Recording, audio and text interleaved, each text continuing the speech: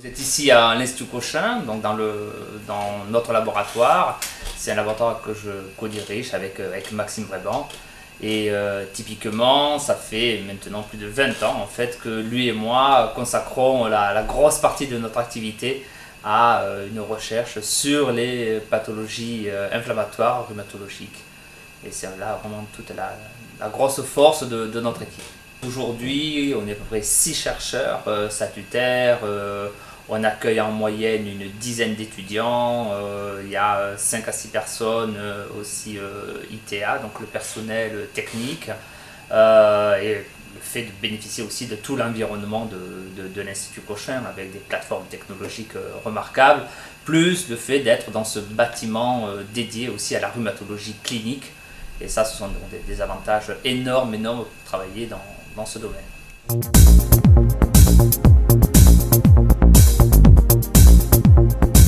Dès le départ, en fait, presque de ma carrière de recherche, il y a eu l'accent rhumatologique. Mais il y a eu juste en fait un changement. C'est au moment où j'ai fait jusqu'à mon DEA, dans la réalité, j'étais dans des versants tout à fait différents. Et donc j'ai fait mon DEA et au moment de ma thèse, j'ai eu la possibilité de travailler avec Catherine Fournier à l'époque et diriger cette équipe et cette unité de recherche avec le financement justement qui avait été donné par l'ARP. C'était une fondation qui était d'ailleurs dès ses débuts. J'ai eu la chance d'être un des tout premiers étudiants à bénéficier de ce financement.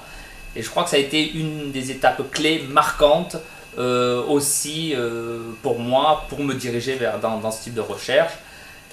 Au-delà, après, ça a été aussi la rencontre avec des patients, la rencontre avec les gens extrêmement intéressants et tous très motivés dans ce domaine. Et cette association vraiment presque familiale au départ et qui vraiment monte de façon tout en puissance aujourd'hui. Et je crois que sans eux, sans tout ce groupe-là, clairement je ne ferais certainement plus de recherche en rhumatologie aujourd'hui, tout comme je ne l'aurais peut-être pas fait d'ailleurs avant. Donc ça a été vraiment une étape clé de décision, de se tourner vers la rhumatologie, et après c'est tout ce que j'ai trouvé, tout ce que j'ai eu envie aussi d'apporter à ce domaine.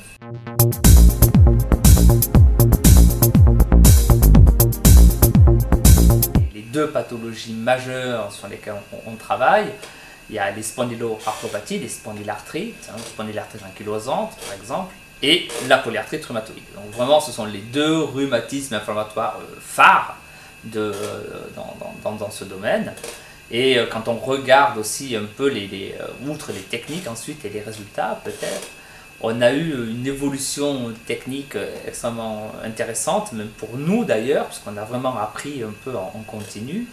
On s'appuie d'une part sur des modèles murins, donc la souris, le rat, pour mieux comprendre un peu la physiopathologie, comment se développe la maladie, comment on peut arriver à la guérir en testant des médicaments, en cherchant de nouvelles molécules. Donc ça, c'est le modèle animal est vraiment extrêmement important dans ce point-là. On travaille aussi beaucoup, des fois, avec des prélèvements qui viennent des patients pour essayer de faire le lien entre ce qu'on peut tester chez l'animal, mais aussi ce qui est absolument nécessaire de regarder chez l'homme, et vice-versa, ce qu'on peut trouver chez l'homme, au sens général du terme, le patient, pour essayer de voir si on peut mieux l'appliquer, mieux trouver ou affiner les choses chez l'animal. Donc ça, ce sont nos deux voies d'approche, cette espèce de recherche transversale, translationnelle, comme certains aiment l'appeler, vraiment du modèle animal, mais aussi de la cellule, qu'on travaille beaucoup aussi dans les cellules, et à partir des prélèvements chez l'homme. Et les technologies aussi sont extrêmement variées, puisque toutes les technologies presque de pointe auxquelles on a accès ici à l'Institut et ailleurs, en collaboration avec d'autres équipes. D'ailleurs, beaucoup font partie justement ou participent à l'effort qu'il y a dans la fondation Arthritis, que ce soit pour de l'imagerie, pour essayer de regarder maintenant ce qui se passe quasiment dans la souris, in vivo. On arrive à suivre ces choses-là. Dans les cellules, on arrive vraiment à les suivre avec des techniques d'imagerie absolument phénoménales. Donc on travaille vraiment avec ça. On travaille avec des nouveaux outils de génétique aussi qui sont extrêmement puissants, où on peut presque décrypter le génome. C'est ce ce sur quoi nous travaillons aussi très fort aujourd'hui, essayer quasiment d'établir des cartes d'identité, soit génétique d'un côté, soit l'expression du gène, essayer de voir un peu l'ARN, l'expression du gène, dans une cellule de malade par rapport à une cellule de témoin, pour essayer de voir tout ce qui est modifié dans la cellule du malade par rapport à la cellule du témoin, et ça au niveau de tout le génome. Donc ça, c'est vraiment les nouvelles technologies qui sont là, et nous on nage dedans actuellement, mais on essaye quand même de bien nager pour essayer de trouver de bonnes choses, et je crois qu'on s'en sort pas si mal.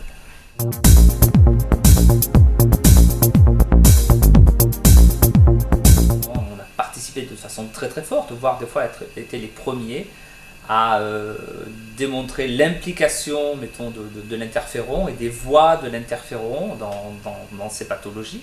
Donc c'est une cytokine, hein, c'est des molécules qui servent presque de médiateurs de discussion entre les cellules. Donc il y avait vraiment un problème de discussion à partir de cette molécule dans les malades atteints de polyarthrite rhumatoïde en tout cas, et aussi dans des signatures autres d'ailleurs, dans d'autres pathologies. Donc c'est ça aussi qui est très intéressant, c'est que ce qu'on découvre dans une pathologie, on peut le transférer dans une autre.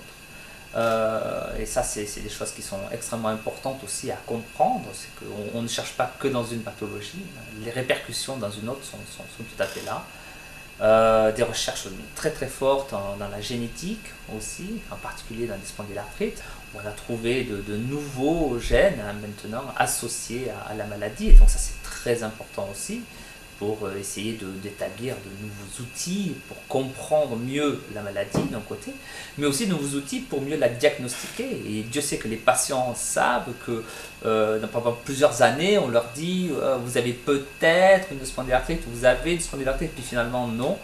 Là on est en train de travailler vraiment de façon très très très forte pour essayer de trouver de nouveaux outils pour diagnostiquer plus rapidement la maladie, et donc du coup de pouvoir traiter mieux et plus rapidement les patients.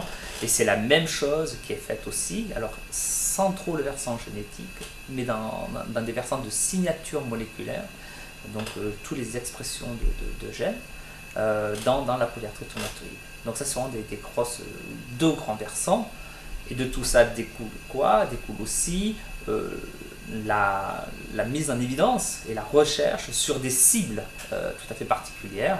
Et on en a deux, par exemple, en ce moment d'ailleurs trois même, deux dans la polyarthrite rhumatoïde et une dans la spondylarthrite, sur lesquelles nous travaillons, et sur lesquelles d'ailleurs la Fondation nous aide beaucoup.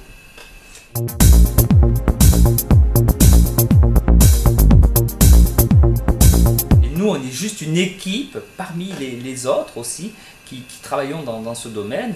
Dieu sait que c'est un domaine qui est compétitif, c'est un domaine dans lequel il y a énormément de défis à relever, et les patients le savent bien, eux, tout comme les médecins. Et vraiment, la Fondation est un levier, vraiment quelque chose de clé, une aide absolument extrêmement importante pour chacune des équipes vraiment impliquées dans ce domaine. Donc l'appui et l'aide aux jeunes chercheurs, dont j'étais un des premiers bénéficiaires, et je peux vraiment vous dire qu'aujourd'hui, nous, on a un étudiant dans le laboratoire, donc presque 20 ans après, qui bénéficie de ce